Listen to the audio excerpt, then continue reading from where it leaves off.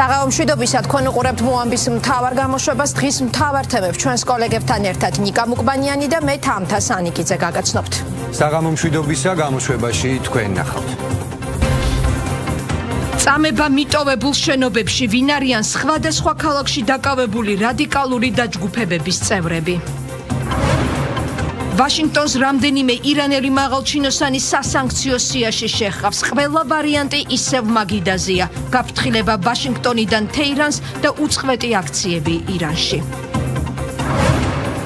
ევროპის ქვეყნების შეცვლილი პოზიციონირება რუსეთის მიმართ დაარწმუნებენ თუ არა საფრანგეთი და იტალია ევროკავშირის წევრებს რუსეთთან მოლაპარაკების დაწყებაში. ისტორიული შედეგი ევროპის ჩემპიონატზე ფიგურულ სრიალში წყვილთა საქართველომ პირველი ოქროს მედალი მოიპოვა.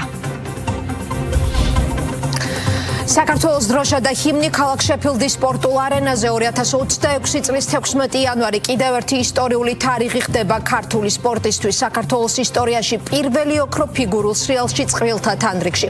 23 წლის ლუკა ბერულავა და 20 წლის ანასტასია მეტელკინა ევროპის ჩემპიონები გახდნენ.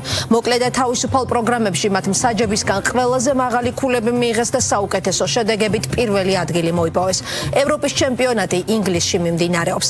საქართველოს ტურნირზე 6 მონაწილე წარმოადგენს, აქედან 2 წყვილი, დანარჩენები კი ინდივიდუალური მოასპარეზეები არიან. ჩვენი ქვეყნისთვის მნიშვნელოვანია ხვალინდელი დღეც ევროპის ჩემპიონის ტიტულის მიღების შანსი აქვს ნიკა ეგაძესაც, რომელიც მოკლე პროგრამის შემდეგ პირველ ადგილზეა და ხვალ უკვე თავისუფალ პროგრამას წარადგენს. საქართველოს ფიგურულ სრიალში ევროპის ჩემპიონატებზე მონაწილეობის მრავალწლიანი ისტორია აქვს, თუმცა აქამდე ინდივიდუალური ასპარეზობებისგან განსხვავებით წყვილთა კატეგორიაში ოქროს მედალი არასდროს ჰქონია მიღებული. ნახეთ ისტორიული გამოსვლა და ემოციური კადრები შეფილდიდან. აშის დასაკვრელად პირველი ადგილი. რა თქმა უნდა. პირველი ადგილი მეტელკინა და ბერულავა ევროპის ჩემპიონები არიან.